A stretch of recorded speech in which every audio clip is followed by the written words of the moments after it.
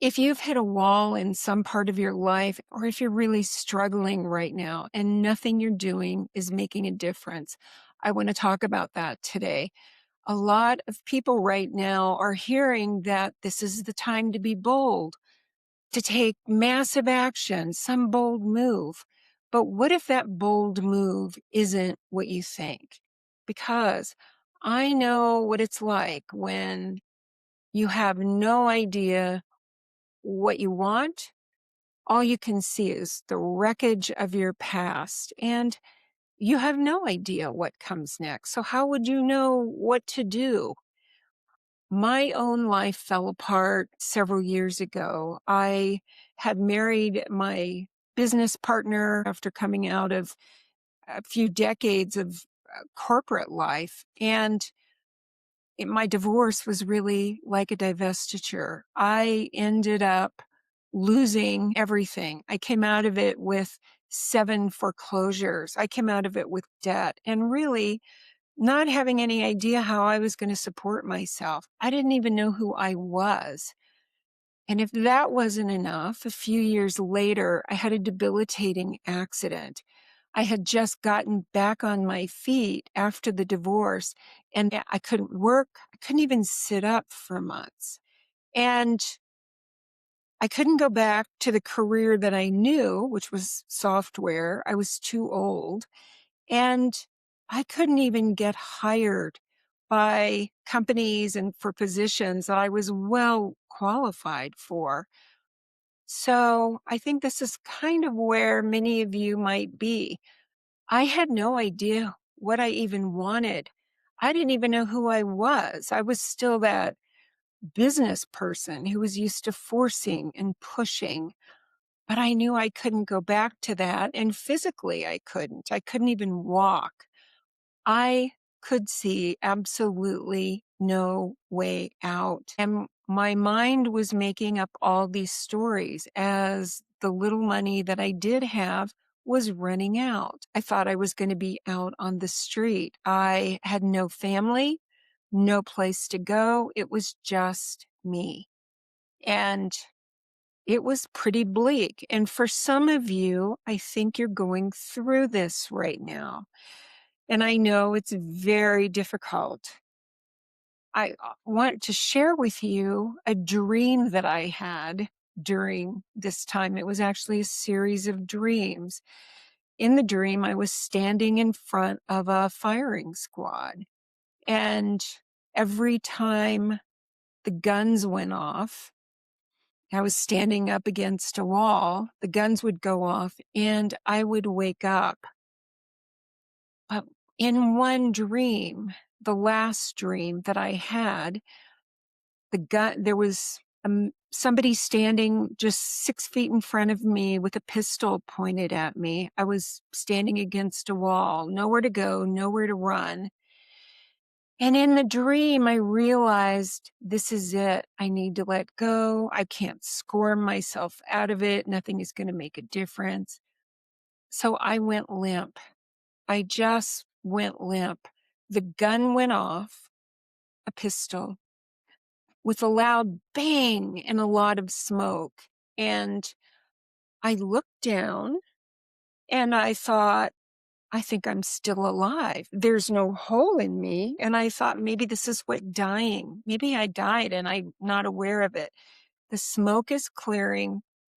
I look in front of me at the person who had the gun and I could see the pistol, and out of the pistol had come, out of the barrel, I guess, had come a flag that said, bang. This is a true story. True story. It changed my life. So what did that mean? This is what so many people are going through right now. We have learned to try to control our lives and situations by thinking our way out of it. And I was a really good thinker. I was super smart, just like so many of you who are listening. I could make things happen. I could do impossible things with my mind. But I had never learned to let go. I had never questioned this idea that, well, maybe fear isn't what I think it is. And that's where so many people right now are living. We hear the message of fear. We feel fear in our bodies.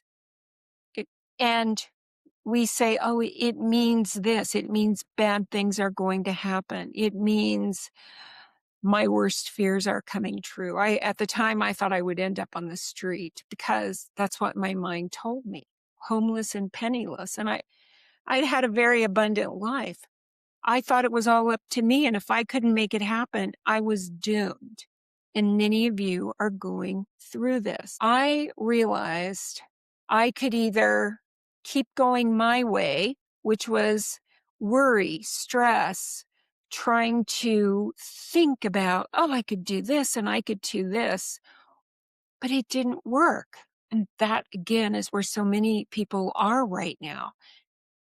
Nobody taught us to let go. Nobody taught us to let go of the rope that we're hanging on to, because if we think we don't hang on to the rope and try to control what's happening, then we're doomed. And I understand that. The role of fear is to keep us safe, to tell us when something dangerous is headed our way. And it's true when there were woolly mammoths roaming the earth, but fear is for our physical body. Some of you are facing this line in the sand when nothing is working and you're scaring yourselves with horrible stories that, yes, are potentials, but the magic happens when we let go. It's surrender. It's not giving up. It's surrendering to something greater. For some of you, it's easier than others. For me, because of my ancestral stuff at play, it was terrifying. It felt like death, hence the gun. My life changed after that day when I realized my way isn't working. What do I have to lose? Because my way really wasn't working. So this was the turnaround for me. Every time I started to worry about money, about all the things that I worried about, and I worried about a lot of things, I immediately took that as, I have this thing I'm trying to control and I can't.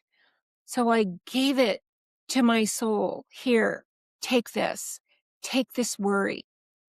I didn't know then what I know now. I didn't understand the power of our breath.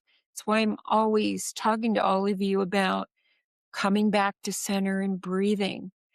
So every day when I started to worry, I would, in essence, return to peace. I would say to my soul, here, I have this big problem and I don't know what to do. And figure this out and let me know what my part is. During the day, as soon as I realized that I was worrying again, I realized I was being part of the problem and not part of the solution. And I would say, here, take this. You can do this with your breath. Every time you start to worry, 3 rounds of breath to return to center, to literally switch you from fight, flight, and freeze, being reactive, which is where most people live, to rest, regenerate, and create, to peace. When we're living in that centered place, we're no longer repelling the very thing that's trying to come to us, the idea, the opportunity.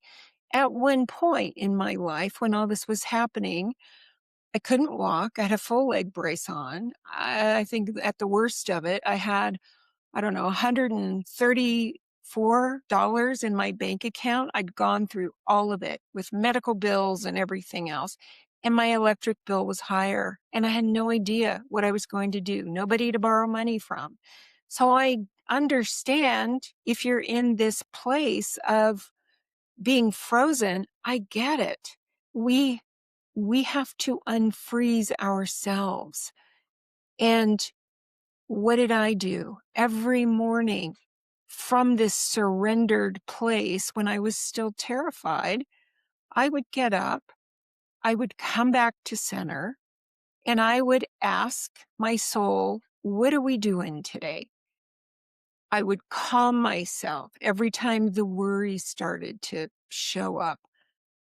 I became very hyper aware of what was going on in my body. It's why I focus on now for empaths and sensitives being in your body because it's where the magic happens. I would do whatever idea landed, call so and so, do this. It's actually when I started my first group that would be more mystical because I'd been a closet mystic my whole life. Little by little, everything started to change. I can tell you that the day after I made this commitment to, all right, my way isn't working. What if there is some greater power that has my back? And what if I can just trust it? Things started to change the next day. A series of synchronicities, people showing up, money showing up, things that my mind couldn't have orchestrated if it tried. And that's the magic that happens. I decided to look at, well, what am I telling myself? Well, I'd been living from a story that was something like, I never get what I want. Life is hard. Yeah, but it works for other people and it doesn't for me. No, life doesn't really have my back. And I changed that to being acutely aware of what was running in me, what I was telling myself. I started to ask questions like, how good can this get? If I felt stuck, I would ask, what else is possible here? I took the action that would land one idea at a time, one day at a time. And the amazing thing is that we get actual tangible proof that this stuff works. And eventually, my old friend fear, which for me was more like my old friend panic, terror, just stopped showing up. I would feel it and realize it doesn't mean anything is going to happen. It's just a feeling, but it has no meaning. I actually remember the day that I had this insight that I could be telling myself that horrible things were going to happen because I had a debilitating diagnosis that said, well, you may never walk normally on top of everything else. I was limited in every way. That day I remembered this has nothing to do with anything. These stories that I'm telling myself and these feelings that I'm feeling, which were intense, they mean absolutely nothing. I'm just feeling feelings. And that is when everything starts to set us free. Eventually, fear just stopped showing up. I would invite my old friend in to my body, fear, and just let myself feel it, no story attached. And because then I had no resistance to it, it just stopped showing up. I don't feel fear any longer unless there is some physical danger. I just don't experience it. Not to say that I won't ever, but it's been years that if I feel anything, like even anxiety or a nuance of a contraction, I breathe through it. I let reality rearrange itself around my peace, and it does. I'm sharing this with you because this was the hardest thing I have ever done, and I have done hard things. I'm a risk taker and always have been, but I had never been able to just let go and trust. And beyond that, just let go and know that I didn't have to figure it out. While it was the hardest thing I've ever done, it was also the best thing. I learned that fear is not the enemy. I learned that the stories I told myself weren't the truth. They were just stories I grew up with. They were stories that my ancestors had. I learned that I could feel fear fully in my body, not try to make it go away or resist it. And I was still fully supported. I realized that then that I could be in panic and what I needed could still show up. Sometimes it was that same day. So for me, that was the bold move. And I think that's where so many people right now are at, letting go of control. You don't have to collapse fully and lose everything like I did. There's much easier ways now, and that's why I talk about what I talk about. There's gentler ways to do it. But in general, right now, as a sensitive, you are being bombarded by your old stories of lack, limitation, and fear. And at the same time, you're being bombarded by what's happening in the world, which is more panic, fear, doom, and gloom. But what I learned is that w- the boldest move that we can ever make is to let go of this rope that we think we have to hang on to for dear life. And when we do that, life does deliver the next step. It does.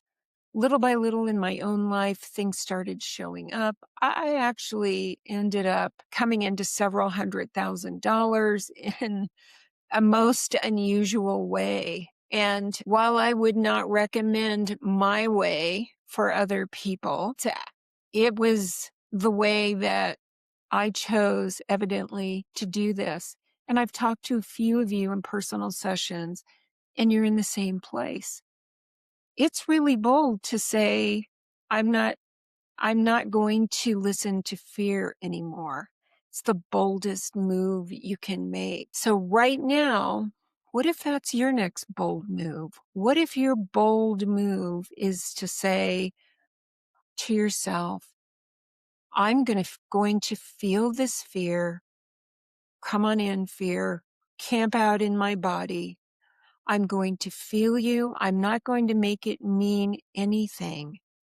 I'm going to breathe 3 rounds of breath, telling my nervous system or my inner child or my inner battered chihuahua what it needs to hear. Even now, everything I've ever wanted is coming to me. Even now, I'm supported. Even now, I can't get it wrong. Even now, this is perfect.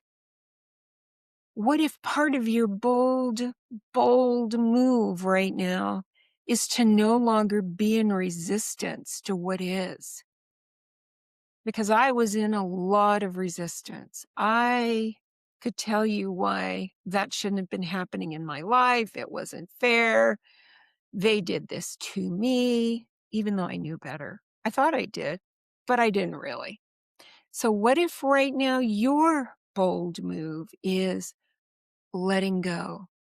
What if your bold move is not believing your own stories about how bad things are, about how life does not have your back? And what if your bold move is just breathing yourself back into peace so that everything can settle around that peace, so that your life can recalibrate around this new you that you're being?